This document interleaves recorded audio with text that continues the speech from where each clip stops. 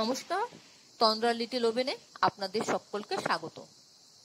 আজকে আমি আপনাদেরকে লাউ খোসা দিয়ে একটা রেসিপি করে দেখাবো। আমরা তো লাউ খাই, অনেকে আবার লাউয়ের খোসাটা ফেলে দেয়। আমি বলবো লাউয়ের খোসাটা না ফেলে লাউয়ের খোসাটা দিয়ে একটা রেসিপি করে খান। কারণ একটা লাউ গাছের সবটাই ভীষণ কাজে লাগে শরীরে। লাউ ডোকার যেমন উপকারিতা আছে, লাউয়েরও উপকারিতা আছে, তেমনি লাউয়ের খোসারও উপকারিতা আছে। সবটাই আমাদের শরীরের জন্য ভালো।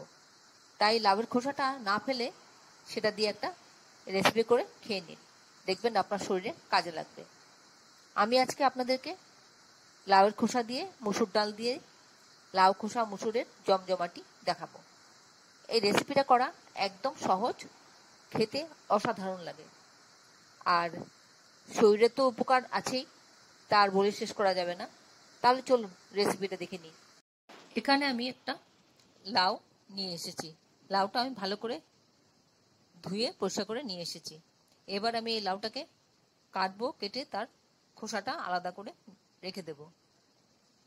আর ওই খোসাটা দিয়ে আমি আজকে আপনাদেরকে রান্নাটা করে দেখাবো। প্রথমে কেটে আমি টুকরো করে নিচ্ছি।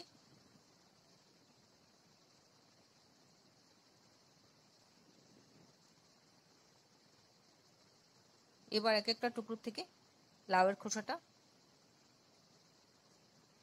বার করে নিচ্ছি।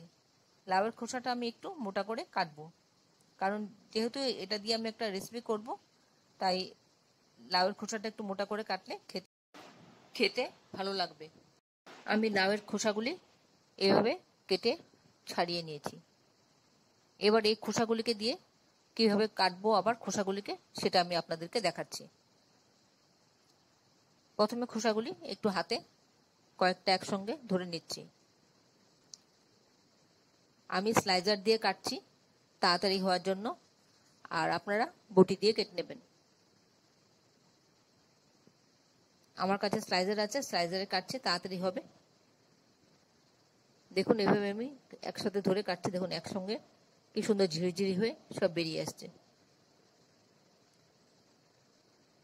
আপনারা স্লাইজার থাকলে স্লাইজার দিয়ে কাটবেন, না তা না হলে বটি দিয়ে কেটে নেবেন, বা ছুরি দিয়ে কাটতে অভ্যস্ত থাকলে ছুরি দিয়েও কাটতে পারেন। এইভাবে আমি সবগুলি খোসা এরকম ঝিরিঝিরি করে কেটে নিয়ে আসছি। এভাবে আমি সবটা খোসা ঝিরিঝিরি করে কেটে নিলাম। এবার আমি ভালো করে ধুয়ে নিচ্ছি। এখানে আমি এবার একটা পাত্র নিয়ে নিলাম, তাতে আমি মসুর ডাল দিয়ে দিলাম হাফ কাপ মতন। মসুর ডালটা আমি ভালো করে ধুয়ে পরিষ্কার করে নিয়ে আসছি।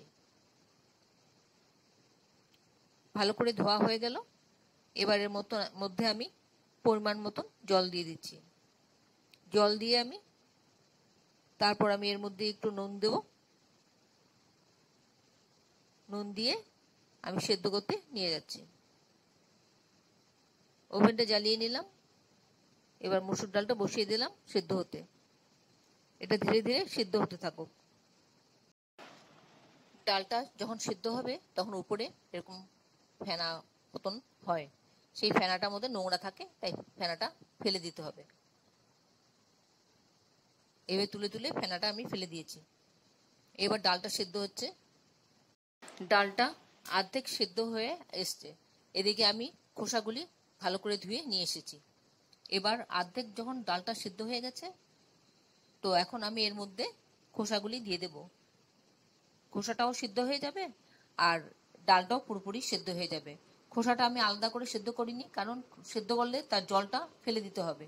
ওই জলটার মধ্যেই সমস্ত গুণটা থাকে, তাই জলটা ফেলে না দিয়ে আমি ডালের সাথে একবারে সেদ্ধ করে নিচ্ছি।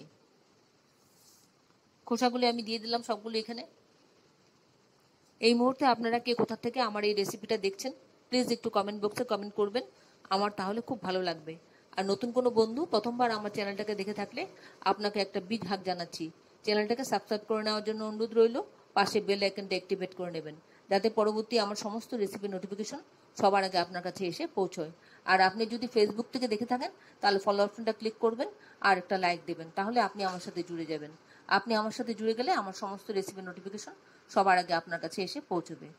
এবার ওর মধ্যে আমি দিয়ে দিলাম খোসাটা, আর দিলাম টমেটো একটা কুচি কুচি করে, আর একটা কাঁচা লঙ্কা দিলাম, আর একটু কুমড়ো দিলাম, যাতে রান্নাটা একটু ঘন ঘন হয় আর খেতেও বেশ ভালো লাগবে। এই রান্নায় কোনো হলুদ পড়বে না। এবার সবকটা ভালো করে সেদ্ধ হবে, খোসাটাও সেদ্ধ হবে। এবার দিয়ে দিলাম একটুখানি চিনি স্বাদ অনুযায়ী। কুমড়োটাও সিদ্ধ হবে, ডালটাও পুরোপুরি সিদ্ধ হয়ে যাবে। এবার আমি পাশের ওভেনটা বার্নারে আমি নিয়ে গেলাম সরিয়ে। আমার এটা মোটামুটি সিদ্ধ হয়ে গেছে। আর এখানে আমি ফোড়নটা দেব। কড়াটা বসিয়ে দিলাম, বসিয়ে দিয়ে এবার পেঁয়াজটা কেটে নিচ্ছি। আমি পেঁয়াজ ফোড়ন দেবো, যেহেতু মসুর ডাল দিয়ে করছি, একটু পেঁয়াজ রসুন ফোড়ন দিলে খেতে বেশ ভালো লাগবে, আর লাউয়ের সাথে বেশ ভালো লাগে, লাউয়ের খোসার সাথে। পেঁয়াজটা আমি খুব ভালো করে কুচি কুচি করে নিচ্ছি।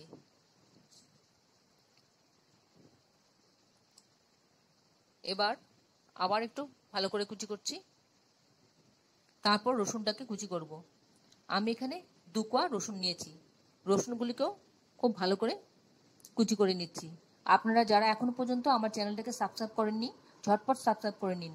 আপনাদেরকে আমাদের মাঝে দেখতে পেলে আমাদের খুব ভালো লাগবে। রসুনটা আমার কুচি করা হয়ে গেল। এবার রসুনটা কাঁচা অবস্থাতেই আমি ডালের মধ্যে দিয়ে দিচ্ছি। আর অন্যদিকে কড়াতে আমি 1 চা চামচ তেল দিয়ে দিচ্ছি ফোড়নটা দেবো বলে। তেলটা একটু গরম হলে এর মধ্যে আমি গোটা জিরে 1/2 টিস্পুন দিয়ে দিলাম। ফোড়নটা হলে জিরের আমি এর মধ্যে দিয়ে দেব কুচি করা পেঁয়াজগুলি। এবার পেঁয়াজগুলি একটু ভাজা ভাজা করব।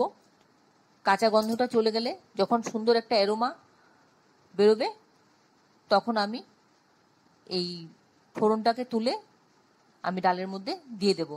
দেখুন আমি কিভাবে দিচ্ছি। আমি সব সময় ফোড়ন এভাবেই দিই।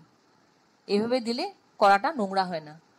আপনারাও এইভাবে দেবেন, তাতে কড়াটাও নোংরা হবে না, আর খাবার স্বাদও কোনো কমতি হবে না, বরং আরো বেশি ভালো খেতে হয়। এবার সবটা একসাথে দিয়ে একটু সময় ফোটাবো। ফোটালে আমার রান্নাটা হয়ে যাবে। আশা করি আপনাদের ভালো লাগছে আমার এই রেসিপিটা। যদি ভালো লেগে থাকে তাহলে অবশ্যই একটা লাইক দেবেন আর বন্ধুদের সাথে শেয়ার করবেন। আর আপনারা একবার এইভাবে করে খেয়ে আমাকে কমেন্টসে জানাবেন কেমন লাগলো আপনাদের। এবার ঢেকে দিলাম স্ট্যান্ডিং টাইমের জন্য, তারপর প্লেটে বেড়ে নিলাম। দেখুন কত সুন্দর লাগছে রান্নাটা হয়েছে। এতক্ষণ ধৈর্য ধরে আমার এই রেসিপিটা দেখার জন্য আপনাদেরকে অসংখ্য অসংখ্য ধন্যবাদ। আপনারা সকলে ভালো থাকবেন, সুস্থ থাকবেন, ঈশ্বরের কাছে এই কামনা করি। আর এই ধরনের নতুন নতুন রেসিপি দেখতে আমার চ্যানেলটাকে সাবস্ক্রাইব করে নেবেন, পাশে বেল আইকনটা অ্যাক্টিভেট করে নেবেন, যাতে পরবর্তী আমার সমস্ত রেসিপির নোটিফিকেশন সবার আগে আপনার কাছে এসে পৌঁছয়। তাহলে আসি বন্ধু, আবার দেখা হবে পরবর্তী অন্য কোনো এক রেসিপিতে। ভালো থাকবেন সবাই, নমস্কার।